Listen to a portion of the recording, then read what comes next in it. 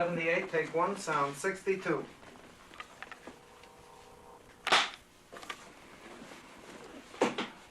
Mr. President, with your permission, I'd like again for you to tell us about the great man, William Jennings Bryan.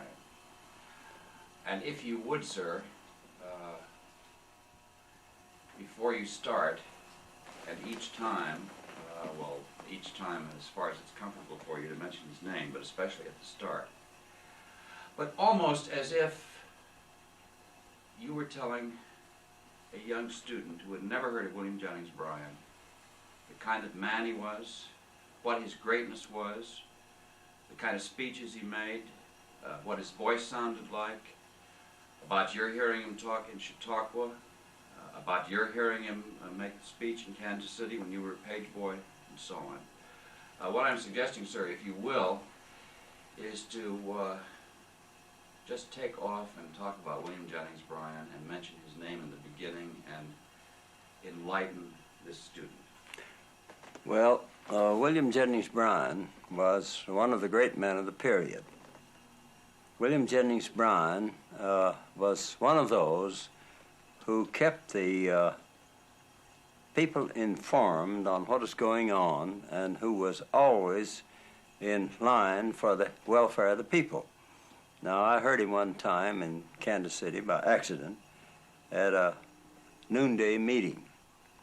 He happened to come up to that meeting, and he made a short speech in which he said that he had attended the first Democratic convention in his career in 1876 at Philadelphia. And he said they had to poke me into a window so I could get in. And he said, you know, they've been trying to put me out over the transom ever since. And then I was present in Convention Hall when he made one of his great Convention Hall in Kansas City, when he made one of his great speeches. And I was way up in the top of the thing in the great old Convention Hall, which finally burned down. And when he came out on the stage, he didn't look higher than a youngster 2 feet high. But when he started to speak, there was not a sound in the hall. And you could hear him all over the place. And he delivered one of his great lectures there on why it was necessary for the country to remain in the Democratic column, because the Democrats were for the people and the opposition party was not. And then I saw him on several occasions, one time here in Independence, when he was here on a Chautauqua lecture, which he delivered his great lecture on the Prince of Peace, one of the greatest I ever heard. And of course, I was a little prejudiced, being a Democrat, but William Jennings Bryan is one of the few men of that period who kept the liberal program going to the present day. And of course, I'm a little prejudiced and a great admirer of his, but he was one of the great men of his period. Mr. President, may I say that was perfect? Just perfect. Now, if we can do it like that, it's going to be like this. Well, that's the way I feel about him. Well, sir, I wonder again, reminiscing,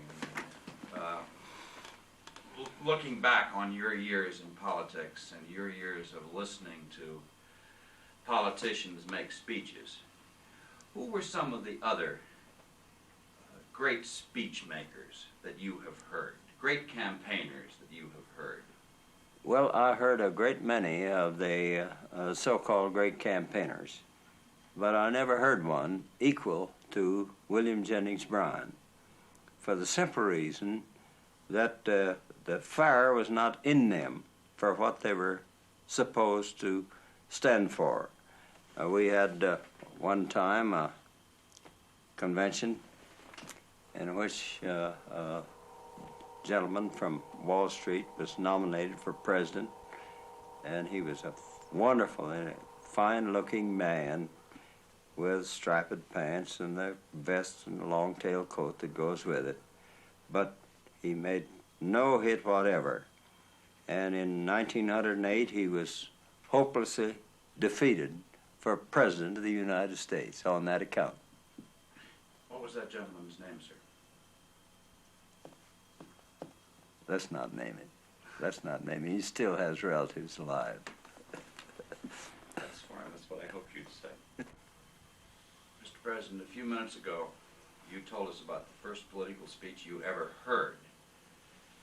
I wonder if you could tell us about the first political speech you ever made. And I hope, sir, when you tell us this, yours named Rufus Burroughs, with whom I talked last week, told us a story about 1940, when you were running for re-election to the Senate. That's right. And he told us about a speech you made in which the other two candidates made speeches, I don't know whether before or after you, and that he was very upset about your speech because you didn't say anything about yourself. Now, sir, I wonder, does that story sound familiar to you? It's correct. I wonder, sir, if, again, as if I hadn't asked the question, if you could say something like, well, in the campaign of 1940, which in a sense, wasn't it rather like 1948? It was a very close. All of these things that we've done in the last few minutes have been just right. If we can just keep going like this, we're in business. I wonder, sir, if you would tell us about campaigning in 1944. Again, when you started, you'll say, I want to talk about 1944, and I wonder if you could make any parallels between the 1944 campaign when you were running for vice president and 1948 when you were running for re-election as president. Yes, there was a parallel. Excuse me, Mr. May President. I interrupt, Mr. President, Sorry. for a moment?